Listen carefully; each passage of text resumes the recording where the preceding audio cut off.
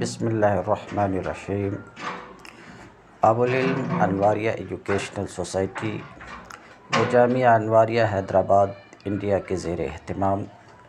اللہ تعالیٰ کے فضل و کرم سے نور الانوار کا درس قسط وار جاری ہے۔ آج کا درس شروع ہوتا ہے مصنف کے قول وَلَا لِتَعْدِيَةِ الْحُكْمِ مِنَ النَّاسِ فِي الْفِطْرِ إِلَى الْمُكْرَهِ وَالْخَاطِئِ لِأَنَّ عُذْرَهُمَا دُونَ عُذْرِهِ۔ متن کی یہ عبارت وَلَا لِتَعْدِيَةِ الْحُكْمِ یہ معطوف ہے مصنف کے قول لِاثبات پر۔ جو مصنف کا قول لِاثبات ماتحت ہے فَلَا يَسْتَقِيمُ التَّعْلِيلِ کے، تو اب عبارت اس طریقے سے بنے گی کہ فَلَا يَسْتَقِيمُ التَّعْلِيلِ لِتَعْدِيَةِ الْحُكْمِ مِنَ النَّاسِ فِي الْفِطْرِ إِلَى الْمُكْرَهِ وَالْخَاطِئِ۔ عبارت اس طریقے سے ہوئی۔ ترجمہ: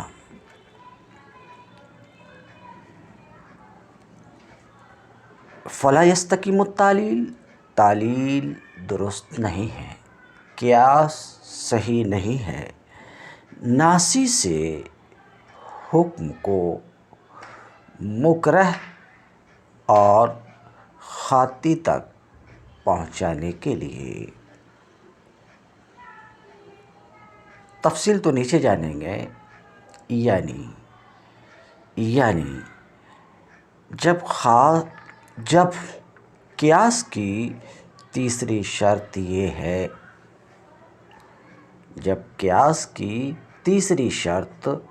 یہ ہے، کہ فرع اصل کی نظیر ہو، فرع اصل کے برابر ہو، فرع اصل سے کم نہ ہو، جب قیاس کے لیے یہ شرط ہے تو خاطی اور مکرہ کا قیاس ناسی پر کرنا اور ناسی کا حکم خاطی و مکرہ کے لیے ثابت کرنا درست نہیں ہے، اس لیے کہ قیاس کے لیے شرط ہے کہ فرع اصل کے برابر ہو۔ یہاں فرع یعنی مقیس، خاطی اور مکرہ ہے، اصل یعنی مقیس علیہ ناسی ہے، تو یہاں جو فرع ہے خاطی اور مکرہ، جو فرع ہے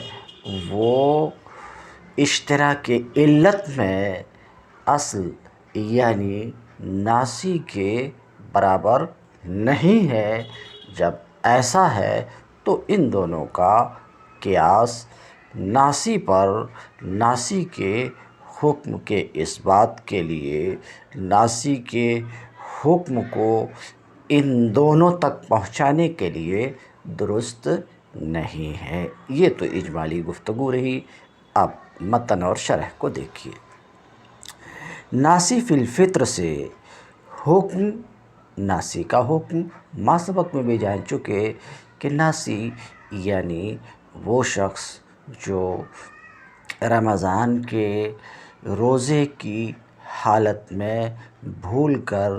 کھا پی لے تو اس کا حکم یہ ہے کہ ناسی کا ایسے شخص کا روزہ باقی رہتا ہے، ٹوٹتا نہیں ہے۔ اور یہ حکم کہ ناسی کا روزہ ٹوٹتا نہیں ہے،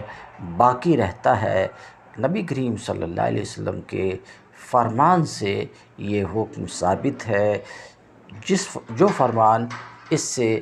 پہلے بھی گزر چکا کہ آپ صلی اللہ علیہ وسلم نے ناسی کے لیے فرمایا کہ روزے کو پورا کرو کیونکہ تم کو اللہ نے کھلایا اور پلایا۔ بہرحال تو ناسی کا حکم یہ ہے کہ اس کا روزہ ٹوٹتا نہیں ہے، ناسی کا حکم یہ ہے کہ اس کا روزہ باقی رہتا ہے نس کی وجہ سے۔ تو ناسی کا جو حکم ہے بقائے صوم، عدم انتقاض صوم، اس حکم کو خاطی اور مکرہ تک پہنچانا، یہی حکم خاطی اور مکرہ کو دینا اور یہ قول کرنا کہ خاطی اور مکرہ کا روزہ بھی باقی رہتا ہے، خاطی اور مکرہ کا روزہ بھی نہیں ٹوٹتا ہے، یہ حکم دینا صحیح نہیں ہے۔ یہ قیاس یعنی ان دونوں کا اس پر قیاس کرنا ناسی کے حکم کو خاطی اور مکرہ میں ثابت کرنے کے لیے درست نہیں ہے۔ کیونکہ یہاں جو فرع ہے یعنی خاطی اور مکرہ یہ اصل کے برابر نہیں ہے، یہ تفصیل آ رہی ہے۔ ولا لتعدیۃ الحکم من الناس فی الفطر، اور ناسی فی الفطر سے حکم بقائے صوم، عدم انتقاض صوم، حکم کو مکرہ اور خاطی تک پہنچانے کے لیے قیاس درست نہیں ہے۔ اسی سے اس عبارت کے انداز سے آپ کو سمجھ میں آ گیا ہوگا کہ کوئی تو ہے جو خاطی اور مکرہ کا قیاس ناسی پر کرتے ہیں۔ ابھی آپ جانیں گے یہ امام شافعی ہے، تو مصنف کہتے ہیں ان کا یہ قیاس درست نہیں ہے۔ کیوں خاطی اور مکرہ کا ناسی پر قیاس درست نہیں ہے؟ کیوں؟ اس لیے کہ جس کا قیاس کیا جا رہا ہے وہ خاطی اور مکرہ ہے، وہ ہے مقیس، اور جس پر قیاس کیا جا رہا ہے وہ ناسی ہے، وہ ہے مقیس علیہ۔ تو ان دونوں کا اس پر قیاس صحیح نہیں ہے، اس لیے کہ قیاس میں شرط ہے کہ فرع اصل کے نظیر ہو، فرع اصل کے برابر ہو، مقیس علیہ کے برابر ہو، اس سے کمتر نہ ہو، اور یہاں فرع یعنی خاطی اور مکرہ مقیس علیہ اصل یعنی ناسی سے کمتر ہے، لہٰذا ان کا قیاس اس پر درست نہیں ہے۔ لأن عذرهما دون عذره، اس لیے کہ ان دونوں کا عذر، کن دونوں کا عذر؟ ناسی اور مکرہ کا عذر کہتے ہیں، اس لیے کہ ان دونوں کا عذر ان دونوں کا عذر خاطی اور مکرہ کا عذر ناسی کے عذر سے کم ہے۔ یہ تو متن کی عبارت تھی۔ شارح کہتے ہیں تفریع علی الشرط الثالث، یہ تفریع ہے تیسری شرط پر۔ قیاس کے 4 شرائط میں سے تیسری شرط جو 4 شرائط کو متضمن ہے، ان 4 شرائط میں سے تیسری شرط، تو یہ تفریع ہے تیسری شرط پر، اور وہ تیسری شرط کیا ہے؟ وَهُوَ كَوْنُ الْفَرْعِ نَظِيرًا لِلْأَصْلِ، تیسری شرط قیاس کے لیے یہ ہے کہ فرع اصل کے نظیر ہو۔ فإن الشافعی رحمہ اللہ یقول، کیونکہ امام شافعی رحمۃ اللہ علیہ کہتے ہیں کہ جب ناسی کو معذور سمجھا گیا، ناسی کو معذور قرار دیا گیا، بھول کر روزے کی حالت میں کھا پی لینے والے کو معذور قرار دیا گیا، امام شافعی کیا کہتے ہیں کہ جب ناسی کو معذور قرار دیا گیا، نفس فعل میں عامد و قاصد ہونے کی وجہ سے، نفس فعل یعنی کھانے اور پینے میں عامد و قاصد ہونے کی وجہ سے کہ بالقصد ناسی نے کھایا یا پیا، سمجھ رہے ہیں؟ تو ناسی کو جب معذور قرار دیا گیا نفس فعل میں عامد ہونے کے باوجود، یعنی بلفظ دیگر ناسی کو معذور قرار دیا گیا باوجود اس کے کہ اس نے جان بوجھ کر کھایا، جانتے بوجھتے ہوئے کھایا، فَلَأَن يُعَذَّرَ الْخَاطِئُ وَالْمُكْرَهُ، تو امام شافعی کہتے ہیں کہ ناسی جب نفس فعل میں عامد ہے، جان بوجھ کر کے اس نے کھایا، اس کے باوجود ناسی کو معذور قرار دیا گیا، تو خاطی اور مکرہ کو تو بدرجہ اولیٰ معذور قرار دیا جانا چاہیے، معذور قرار دیا جائے گا، درحال کہ یہ دونوں خاطی اور مکرہ لیسا بعامدین فی نفس الفعل، یہ دونوں نفس فعل کھانے اور پینے میں عامد نہیں ہیں، سمجھ رہے ہیں، عامد نہیں ہے کہ ارادے سے، کھانے کے ارادے سے، پینے کے ارادے سے مکرہ نے کھایا پیا نہیں۔ اسی طریقے سے خاطی بھی پینے کے ارادے سے پانی کو اپنے حلق کے نیچے نہیں اتارا۔ تو ان دونوں کا حال تو یہ ہے کہ نفس فعل میں عامد نہیں ہیں، جان بوجھ کر حلق کے نیچے دانہ یا پانی کو نہیں اتارا، جبکہ ناسی نے جان بوجھ کر کھانا یا پانی کو حلق کے نیچے اتارا، اتارنے کے باوجود ناسی کو معذور قرار دیا گیا، تو ان دونوں کو تو بدرجہ اولیٰ معذور قرار دیا جائے گا۔ کہتے ہیں درحال کہ یہ دونوں نفس فعل میں عامد نہیں ہے۔ رہی بات خاطی، نفس فعل میں عامد نہیں ہے، اس لیے کہ یہ خاطی میں تو بالکل قصد ہے ہی نہیں، بہیں طور کہ وہ کلی کر رہا تھا اور پانی حلق کے نیچے اتر گیا، تو یہاں تو بالکل کوئی قصد ہے ہی نہیں پانی کو حلق کے نیچے اتارنے کا۔ اور مکرہ کی جہاں تک بات ہے تو ٹھیک ہے، اس نے ارادے سے کھایا، لیکن مجبور کرنے کی وجہ سے تو یہاں بھی اس میں قصد کامل نہیں ہے۔ تو خاطی اور مکرہ میں نفس فعل میں قصد نہیں ہے، ایک میں بالکل قصد نہیں ہے، دوسرے میں قصد کامل نہیں ہے، برخلاف ناسی کے کہ وہاں تو نفس فعل میں بالقصد اور قصد ہے، ارادہ ہے، تو قصد کے باوجود جب اسے معذور قرار دیا گیا تو ان دونوں کو بھی معذور قرار دیا جائے گا، ایسا امام شافعی کہتے ہیں۔ درحال کہ یہ دونوں نفس فعل میں عامد نہیں ہیں، اولیٰ فَلَأَن يُعْذَرَ الْخَاطِئُ وَالْمُكْرَهُ اولیٰ، تو بدرجہ اولیٰ خاطی اور مکرہ کو معذور قرار دیا جائے گا، وَهُمَا لَيْسَ بِعَامِدَيْنِ فِي نَفْسِ الْفِعْلِ، درحال کہ خاطی اور مکرہ نفس فعل میں عامد نہیں ہیں، نفس فعل میں قاصد نہیں ہے۔ وَنَحْنُ نَقُولُ إِنَّ عُذْرَهُمَا دُونَ عُذْرِهِ، ہم امام شافعی سے یہ کہتے ہیں کہ ان دونوں کا عذر، خاطی اور مکرہ کا عذر اس کے ناسی کے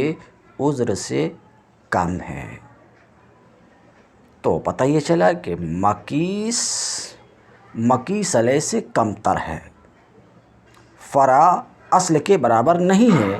ہم یہ کہتے ہیں کہ ان دونوں کا عذر اس کے عذر سے کم ہے،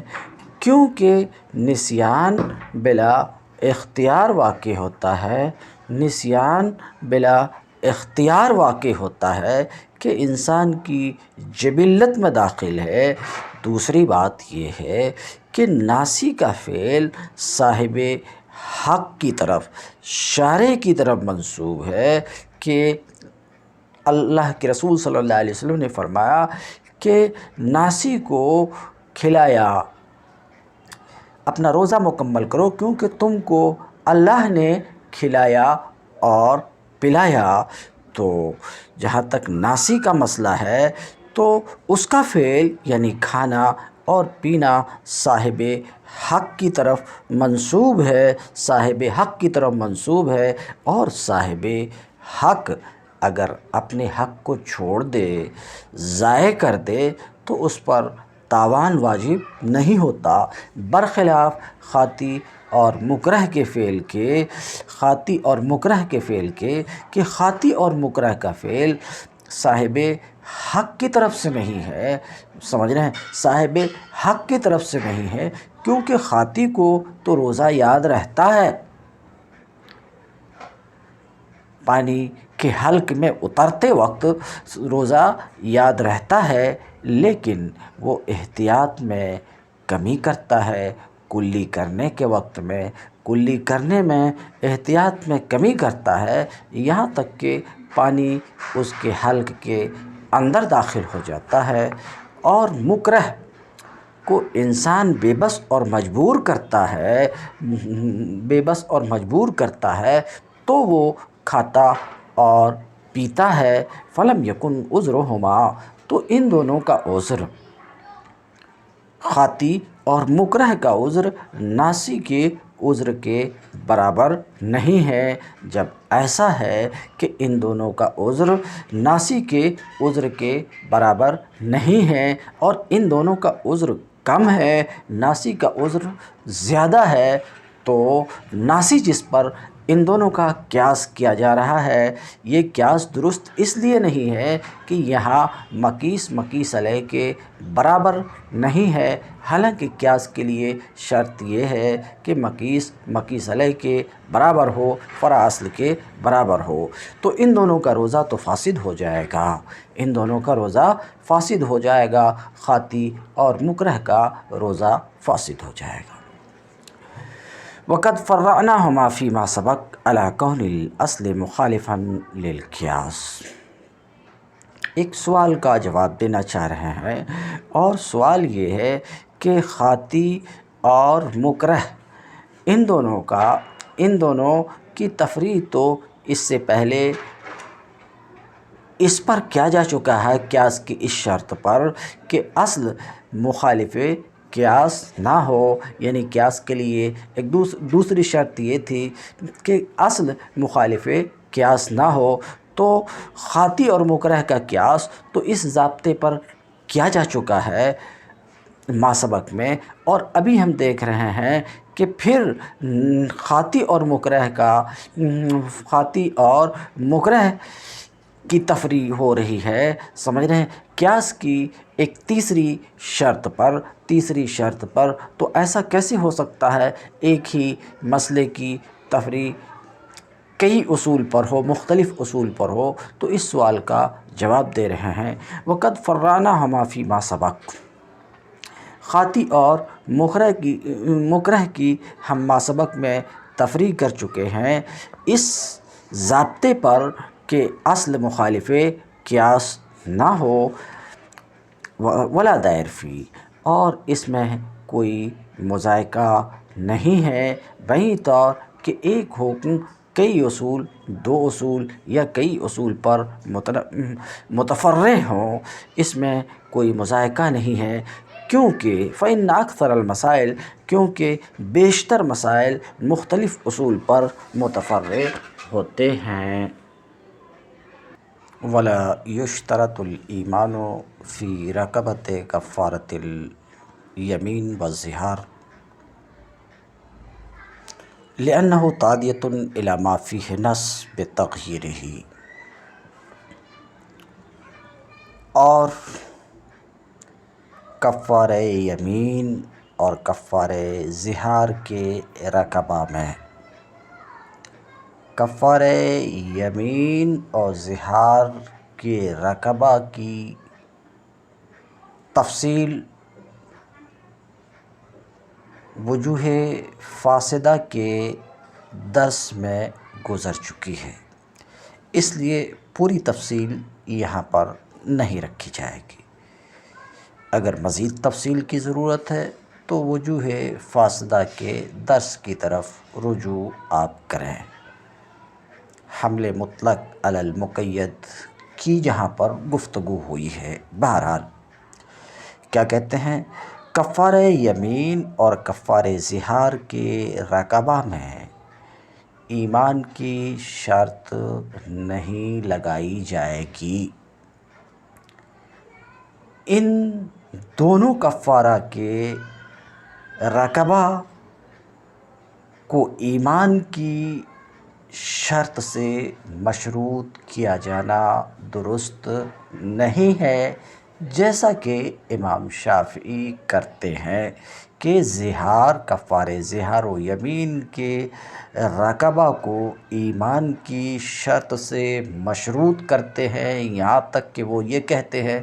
کہ کفارہ ظہار میں بھی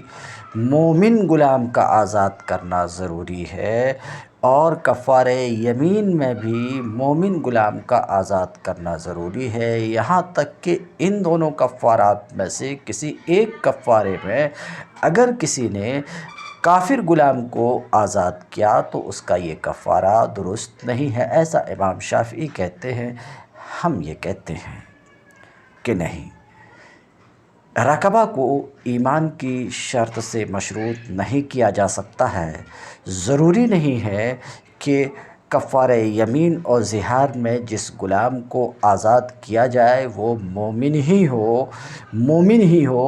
یہ ضروری نہیں ہے، یہاں تک کہ اگر کافر غلام کو بھی آزاد کیا تو یہ کفارہ درست ہے، ہم ایسا کہتے ہیں، ہمارا ایسا کہنا ہے۔ اب